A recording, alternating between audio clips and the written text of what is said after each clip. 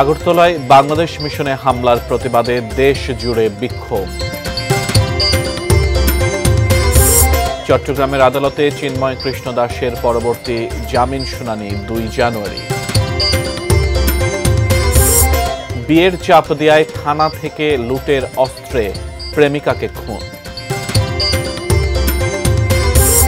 এবং ঔষধ কেনার কথা বলে বের হয়েছিলেন জুলাই অভ্যুত্থানে শহীদ বিশাল।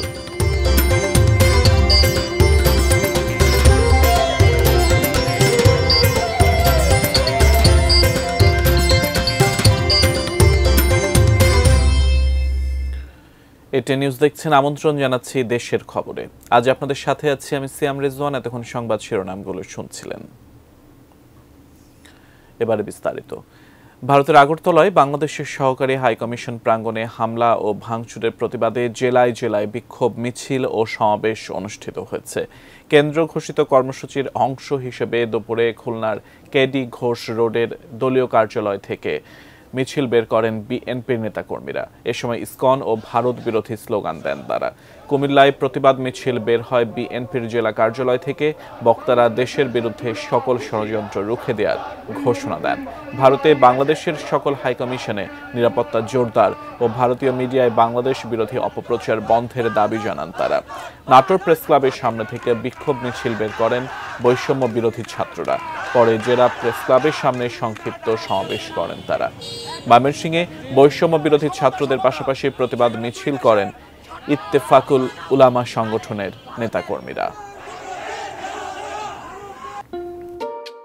যতবারই ছুঁই তোকে দিই যত্ন মাখা কোমল ছোঁয়া। এসিআই নিয়ে এলো কোকোনাট মিল্ক ও জাফরানের নির্যাস সমৃদ্ধ বেবি সফট বেবি লোশন, যা বাবুর ত্বকের আর্দ্রতা বজায় রাখে দীর্ঘক্ষণ। কোমল ছোঁয়া প্রতিবার, বেবি সফট। ভারত পায়ে পড়ে ঝগড়া করলে বাংলাদেশের মানুষ ভারতমুখী হবে না বলেছেন নৌ পরিবহন এবং শ্রম ও কর্মসংস্থান মন্ত্রণালয়ের উপদেষ্টা অবসরপ্রাপ্ত brigadier general doctor M Sakhawat Hossain. সকালে চাঁদপুর আধুনিক লঞ্চ টার্মিনাল নির্মাণ কাজ পরিদর্শন শেষে সাংবাদিকদের এক প্রশ্নের জবাবে এ কথা বলেন তিনি। আমাদের প্রতিবেশীর সাথে শান্তিতে থাকতে চাই, কিন্তু ওনারা যদি পায়ে পড়ে ঝগড়া করেন তাহলে বাংলাদেশের লোক তো আর কোনোদিন ওই দেশমুখী হবে না। এবং ওই দেশের প্রতি যে আমাদের একটা বন্ধুত্ব সুলভ ইয়ে ছিল, এটা খারাপ করছিল না ওনাদের কারণে। কোনো কারণ নাই যে এই সমস্ত করার। কিন্তু যদি বাংলাদেশকে এইভাবে হেনস্থা করতে থাকে, মনে রাখবে এটা 18 কোটি লোকের দেশ। এটা অন্য ছোটখাটো দেশ আপনাদের আশেপাশে যা আছে তা নয়। আমি অনুরোধ করছি যে আপনারা এই ধরনের প্রভোকেশন দেবেন না। বাংলাদেশ সম্মিলিত সনাতনী জাগরণ জোটের মুখপাত্র চিন্ময় কৃষ্ণ দাসের জামিন শুনানি আগামী ২ জানুয়ারি নির্ধারণ করেছেন আদালত। সকালে চট্টগ্রামের ৬ষ্ঠ মেট্রোপলিটন ম্যাজিস্ট্রেট কাজী শরীফুল ইসলামের আদালত এদিন ধার্য করেন। সকাল 10:30টায় জামিন শুনানির সময় নির্ধারিত ছিল, তবে নিরাপত্তার কারণে আদালতে আনা হয়নি চিন্ময় দাসকে। তার পক্ষে কোনো আইনজীবী উপস্থিত ছিলেন না। সকাল থেকে আদালত প্রাঙ্গণে ছিল বাড়তি আইন শৃঙ্খলা বাহিনীর উপস্থিতি। তারই মাঝে চিন্ময় দাসের গ্রেফতারের দাবিতে বিক্ষোভ করেন আইনজীবীরা। ২৬ নভেম্বর রাষ্ট্রদ্রোহ মামলায় আটক হওয়া চিন্ময় কৃষ্ণ দাসের মুক্তির দাবিতে বিক্ষোভ পরবর্তী সহিংসতায় নিহত হন আইনজীবী সাইফুল ইসলাম আলিফ। তার হত্যাকাণ্ডে জড়িত ও উস্কানিদাতা হিসেবে চট্টগ্রাম আদালতে আইনজীবীরা চিন্ময় দাসকে গ্রেফতারের দাবি জানান। বাংলাদেশ সম্মিলিত সনাতনী জাগরণ জোটের মুখপাত্র চিন্ময় কৃষ্ণ দাস রাষ্ট্রদ্রোহ মামলায় কারাগারে রয়েছেন। চিন্ময় দাসের কারণে চট্টগ্রামে আমাদের প্রিয় ভাইকে আমরা হারিয়েছি। আমরা মানব না, আমরা চিন্ময় দাসকে আসামি চাই। ২.৫ মাসের অন্তঃসত্ত্বা ছিলেন শাহিদা ইসলাম রাফা। বিয়ের জন্য চাপ দেওয়ায় তাকে পরিকল্পিতভাবে মুন্সিগঞ্জের ঢাকা মাওয়া মহাসড়কে নিয়ে গুলি করে হত্যা করে কথিত প্রেমিক তৌহিদ শেখ তন্ময়। দুপুরে নিজ কার্যালয়ে সংবাদ সম্মেলনে জানান মুন্সিগঞ্জের পুলিশ সুপার মোহাম্মদ শামসুল আলম সরকার। হত্যাকাণ্ডে ব্যবহৃত অস্ত্রটি ৫ আগস্ট ঢাকার ওয়ারি থানা থেকে লুট করা হয়েছিল। পুলিশ সুপার আরও জানান, শাহিদাকে হত্যার পর সোমবার ভোরে ভোলার মনপুরা দ্বীপে পালানোর চেষ্টা করতে গেলে লঞ্চ থেকে তন্ময়কে গ্রেফতার করে জেলা গোয়েন্দা পুলিশ। পরে তার দেয়া তথ্য অনুযায়ী দক্ষিণ কেরানীগঞ্জের বটতলী বেইলি ব্রিজের পানির নিচ থেকে অস্ত্রটি উদ্ধার করা হয়। গত শনিবার সকালে ঢাকা মাওয়া মহাসড়কের শ্রীনগরের দোগাছি এলাকা থেকে গুলিবিদ্ধ শাহিদার মৃতদেহ উদ্ধার করে পুলিশ। রাতে নিহতের মা শ্রীনগর থানায় তন্ময়কে প্রধান অভিযুক্ত করে হত্যা মামলা করেন। ঔষধ কেনার কথা বলে বাড়ি থেকে বের হয়েছিলেন বিশাল। বৈষম্য বিরোধী ছাত্র আন্দোলনে যোগ দিয়ে ফেরেন শহীদ হয়ে। জয়পুরহাটের রতনপুর গ্রামের মেধাবী ছাত্র নজিবুল সরকার বিশালের পরিবারে থামেনি হাহাকার। তারা চাইছেন সন্তান হত্যার বিচার। জয়পুরহাট প্রতিনিধি রফিকুল ইসলাম রফিকের তথ্য ছবিতে বিস্তারিত ডেস্ক রিপোর্টে। গত 4 আগস্ট বাবা মাকে বলে গিয়েছিলেন ওষুধ কিনতে যাচ্ছি। সেই যাওয়াই তার শেষ যাওয়া। আর ফিরে আসেনি হাসি খুশি প্রাণচঞ্চল ছেলেটি। সেদিন বেলা 11টার দিকে জয়পুরহাট শহরের 0 পয়েন্টে বৈষম্য বিরোধী ছাত্রদের মিছিলে যোগ দেন। মিছিলে গুলিবিদ্ধ হন বিশাল। হাসপাতালে মৃত্যু হয় তার। আন্দোলন সফল হওয়ার আগের দিনই হারিয়ে গেল একটি তরুণ প্রাণ। নজিবুল সরকার বিশাল এখন কেবলই ছবি। জয়পুরহাটের 5 বিবি উপজেলার রতনপুর গ্রামের সেলো মেশিনের মেকানিক মজিদুল সরকার অভাব অনটনের সংসারেও অনেক স্বপ্ন নিয়ে 2 সন্তানকে লেখাপড়া করাচ্ছিলেন। বড় ছেলে বিশাল 5 বিবি বিজনেস ম্যানেজমেন্ট ইনস্টিটিউটের একাদশ শ্রেণীর ছাত্র ছিলেন। বৈষম্য বিরোধী ছাত্র আন্দোলনে রংপুরে আবু সাইদের নিহতের ঘটনা তার মনকে ব্যথিত করে।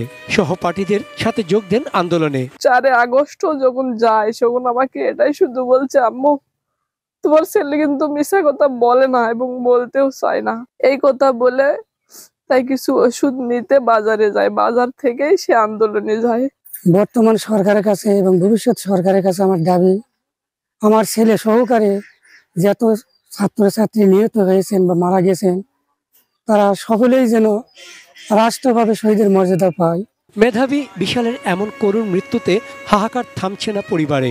শোকাহত এলাকাবাসী। বিশাল হত্যার সুষ্ঠু বিচার ও দরিদ্র পরিবারটির পাশে দাঁড়াতে সরকারের প্রতি আহ্বান তাদের। আমরা চাই সরকারের কাছে আকুল আবেদন এটা জানাই যে তার পরিবারকে যেন সরকার সহায়তা দান করে। দরিদ্রতার কারণে সে তার অন্য একটা ছোট ভাই পড়ালেখা করতে পারে না, তার সরকারি সহায়তা তার অত্যন্ত প্রয়োজন। সরকারিভাবে কোনো সহযোগিতা পায়নি নিহত বিশালের দরিদ্র পরিবারটি। আশ্বাস দিয়েছেন জেলা প্রশাসক। অলরেডি আমরা 5 বিবির এতে আমাদের বিশাল যে শহীদ হয়েছেন বিশালের ঘর করে দেওয়া দরকার। আমরা সেটা আমাদের স্থানীয়ভাবে অর্থায়নে আমরা ঘর করে দিচ্ছি। নজিবুল সরকার বিশাল হত্যার ঘটনায় সাবেক প্রধানমন্ত্রী শেখ হাসিনা সহ 128 জনের নামে মামলা করেছেন তার বাবা। চন্দন পাল, ডেস্ক রিপোর্ট, এটিএন নিউজ। দেশের খবর দেখছেন, সময় হলো বিরতিতে যাবার। ফিরে অন্যান্য খবরের সাথে আরো যা থাকছে। যশোরের অভয়নগরে সরকারি ভর্তুকির 2420 বস্তা সার ট্রাক জব্দ। সুনামগঞ্জের জাদুকাটা সেতু 30 মাসের কাজ শেষ হয়নি 6 বছরেও।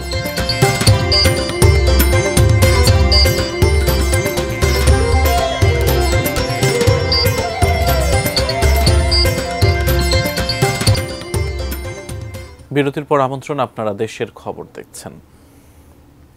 বিজয়ের খবর। আজ 3 ডিসেম্বর 1971 সালের এই দিনে বীর মুক্তিযোদ্ধাদের আত্মত্যাগে পাকিস্তানি হানাদার বাহিনী মুক্ত হয় গোপালগঞ্জের কোটালীপাড়া ও ঠাকুরগাঁও। এদিন সকালে গোপালগঞ্জ জেলার কোটালীপাড়া প্রথম হানাদার মুক্ত হয়। এ এলাকারই সন্তান হেমায়েত উদ্দিন 8000 মুক্তিযোদ্ধাকে নিয়ে গড়ে তোলেন হেমায়েত বাহিনী। তারা 134টি অপারেশন পরিচালনা করেন। সম্মুখ যুদ্ধে 18 জন মুক্তিযোদ্ধা শহীদ হন, আহত হন আরও 24 জন। 3 ডিসেম্বর ভোরে মুক্তিযোদ্ধাদের আক্রমণের মুখে সকালে প্রায় 500 পাকিস্তানি আত্মসমর্পণ করতে বাধ্য হয়। এদিকে 2 ডিসেম্বর সারা রাত প্রচণ্ড গোলাগুলির পর শত্রু বাহিনী ঠাকুরগাঁও থেকে পিছু হটতে বাধ্য হয়। অবশেষে 3 ডিসেম্বর ভোর রাতে শত্রু মুক্ত হয় ঠাকুরগাঁও। তখন মুক্তিযোদ্ধা ও সর্বস্তরের জনগণ মিছিল নিয়ে ঠাকুরগাঁও শহরে প্রবেশ করে স্বাধীন বাংলাদেশের পতাকা উড়িয়ে দেয়। বিজয় ছিনিয়ে আনতে 10,000 নারী পুরুষকে প্রাণ দিতে হয়।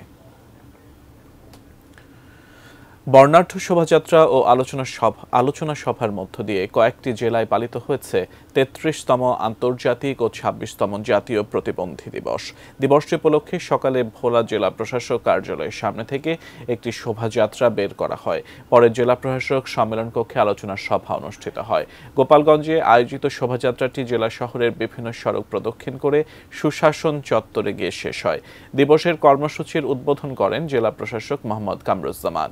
দিবস উপলক্ষে মাগুরা ও নাটোরে প্রতিবন্ধীদের মাঝে বিতরণ করা হয়েছে হুইল চেয়ার ও ট্রাইসাইকেল। এছাড়া নওগাঁ, নড়াইল, মেহেরপুর ও মোংলা সহ দেশের বিভিন্ন জেলায় নানা আয়োজনে পালিত হয় 33তম আন্তর্জাতিক প্রতিবন্ধী দিবস ও 26তম জাতীয় প্রতিবন্ধী দিবস। যশোরের অভয়নগরে সরকারি ভর্তুকির 2420 বস্তা সার সহ ট্রাক জব্দ করা হয়েছে। উপজেলা কৃষি কর্মকর্তা লাভলি খাতুন জানান, সুনির্দিষ্ট অভিযোগ পেয়ে সোমবার নওয়াপাড়া রাজঘাট এলাকা থেকে 4টি ট্রাক ভর্তি 2420 বস্তা চায়না ডিএপি সার জব্দ করা হয়। তিনি আরও জানান, দীর্ঘদিন থেকে একটি চক্র ডিলারদের কাছ থেকে বরাদ্দ পত্র কিনে 950 টাকার ভর্তুকি সার কৃষকদের কাছে 1400 টাকায় পর্যন্ত বিক্রি করে আসছিল। সোমবার গভীর রাতে উপজেলা উপসহকারী কৃষি অফিসার প্রসেন মণ্ডল বাদী হয়ে অভয়নগর থানায় মামলা দায়ের করেন। সোহাগ এন্টারপ্রাইজ, আরেকটি হচ্ছে ইউনিভার্সাল ট্রেড, আরেকটি হচ্ছে সপ্তবর্ণ ট্রেডার্স। আর উপজেলাগুলো হচ্ছে Sohag enterprise Baliakandi Rajbari, universal trade Daulatpur Kushtia, Saptabarna traders Goalanda Rajbari. এই যে আমাদের জব্দকৃত সারের পরিমাণ হচ্ছে 2420 বস্তা। দেশের খবর থেকে আবারও বিরতিতে যাচ্ছি, ফিরছি কিছুক্ষণের মধ্যেই, সঙ্গেই থাকুন।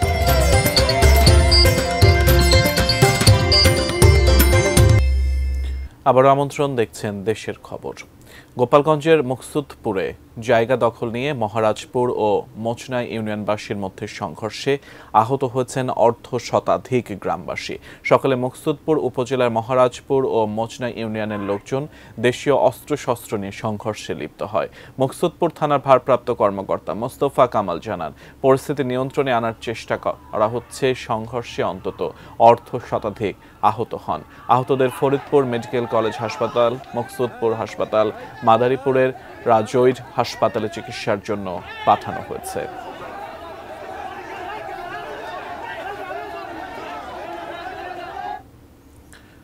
ট্রেন পরিচালনায় রানিং স্টাফ, গার্ড ও টিটি সংকটের কারণে দ্বিতীয় দিনের মতো ময়মনসিংহ থেকে নেত্রকোনার জারিয়া, মোহনগঞ্জ ও জামালপুরের দেওয়ানগঞ্জ রেলপথে লোকাল ট্রেন চলাচল বন্ধ রয়েছে। এতে চরম ভোগান্তিতে পড়েছেন যাত্রীরা। এ বিষয়ে আরও বিস্তারিত জানাতে ময়মনসিংহ রেলওয়ে স্টেশন থেকে যুক্ত হচ্ছেন প্রতিনিধি আসাদুজ্জামান সুমন। ময়মনসিংহ রেলওয়ে স্টেশনে কিন্তু জনবল সংকট এবং যে এখানের নির্ধারিত যারা কর্মকর্তা কর্মচারী রয়েছে তাদের যে বিভিন্ন দাবি দাবা রয়েছে, সেই দাবি দাবাগুলো আদায় না হওয়ার কারণে তারা কর্মবিরতি রয়েছে, যার ফলে এই ময়মনসিংহ থেকে জামালপুর, দেওয়ানগঞ্জ সহ এখানে প্রায় 8 জোড়া ট্রেনের কিন্তু চলাচল বন্ধ রেখেছে রেলওয়ে কর্তৃপক্ষ। যার ফলে এখানে এই রুটে চলাচল করে যে যাত্রী যারা রয়েছে তারা কিন্তু বেশ দুর্ভোগে পড়েছে। এখানে যে কর্মচারী যারা রয়েছে তারা কিন্তু আজকে দ্বিতীয় দিনের মতো তাদের এই কর্মবিরতি পালন করছে। আজকে সকালেও কিন্তু তারা একটি বিক্ষোভ মিছিল এখানে করেছে যে তাদের এই যে দাবি দাবাগুলো রয়েছে, এই দাবি দাবাগুলো আদায় হওয়ার আগ পর্যন্ত কিন্তু তারা এই যাদের যে নির্দিষ্ট সময় রয়েছে সেই সময়ের বাইরে তারা আর কাজ করবে না। তারা মাইলেজ একটি সুবিধা দাবি করেছে এবং দীর্ঘদিন যাবৎ বলছেন যে তারা দীর্ঘদিন যাবৎ দাবিটি তারা রেলওয়ে কর্তৃপক্ষের কাছে করে এসেছেন, কিন্তু তাদের দাবি রেলওয়ে কর্তৃপক্ষ মানছে না। যার ফলে তারা এই নির্দিষ্ট সময়ের বাইরে তারা আর ডিউটি করছে না। এই লোকাল ট্রেন বাদে যে অন্যান্য আন্তনগর ট্রেনগুলো রয়েছে সেগুলো চলাচল রয়েছে, কিন্তু এই লোকাল ট্রেন চলাচল না করার কারণে যে এখানের চলাচলকারী যে যাত্রী রয়েছে তাদের এক ধরনের দুর্ভোগে তারা পড়েছেন। তারা বলছেন যে এই সরকারের যারা সংশ্লিষ্ট কর্তৃপক্ষ রয়েছে তারা এই বিষয়টি দ্রুত সময়ের মাঝে সমাধান করে এই রুটের যে লোকাল ট্রেনগুলো রয়েছে সেগুলো যেন দ্রুত সময়ের মাঝে চালু করে। ময়মনসিংহ রেলওয়ে স্টেশন থেকে এই ছিল আমার কাছে সর্বশেষ। সুনামগঞ্জের জাদুকাটা সেতু নির্মাণ কাজের মেয়াদ ছিল 30 মাস। সেতুর কাজ শেষ হলে পর্যটন শিল্পের নতুন সম্ভাবনার দ্বার উন্মোচিত হতে পারত, অথচ 6 বছর পেরিয়ে গেলেও ঠিকাদারি প্রতিষ্ঠানের গাফিলতিতে শেষ হয়নি সেতুটির নির্মাণ কাজ। সুনামগঞ্জ থেকে মেহেদি হাসানের তথ্য ও ছবিতে বিস্তারিত ডেস্ক রিপোর্টে। ভারতের মেঘালয় পাহাড় আর অপরূপ সৌন্দর্যের আধার জাদুকাটা নদী। এ নদীকে ঘিরে সুনামগঞ্জের পর্যটন শিল্পের বিকাশ, পর্যটন ব্যবসা বাণিজ্যের প্রসার এবং তাহিরপুর উপজেলার সীমান্ত এলাকায় মানুষের যাতায়াতের সুবিধার জন্য জাদুকাটা নদীর ওপর সেতু নির্মাণের কাজ শুরু হয় 2018 সালের ডিসেম্বর মাসে।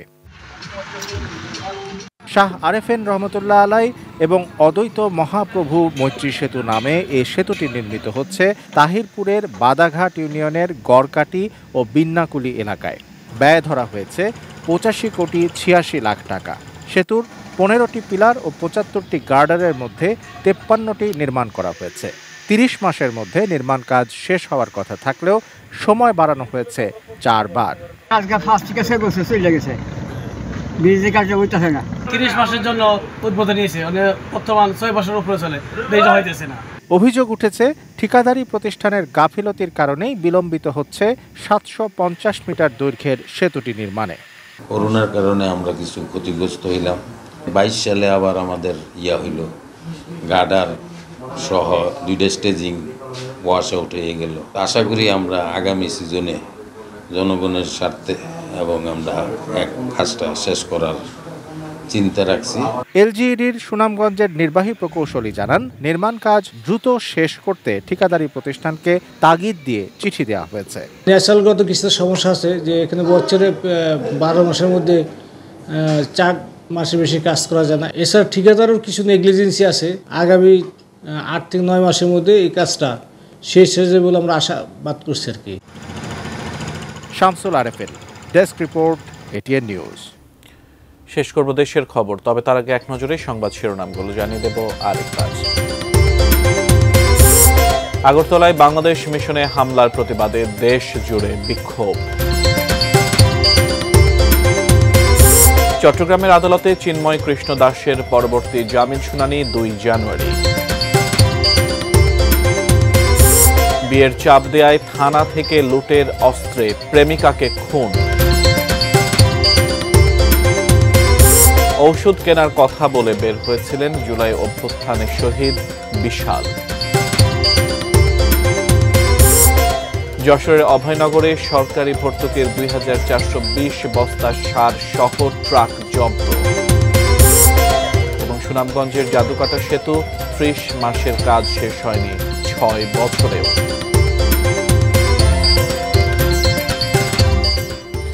দেশের খবর ছিল এ পর্যন্ত। এতক্ষণ সাথে থাকার জন্য ধন্যবাদ সবাইকে।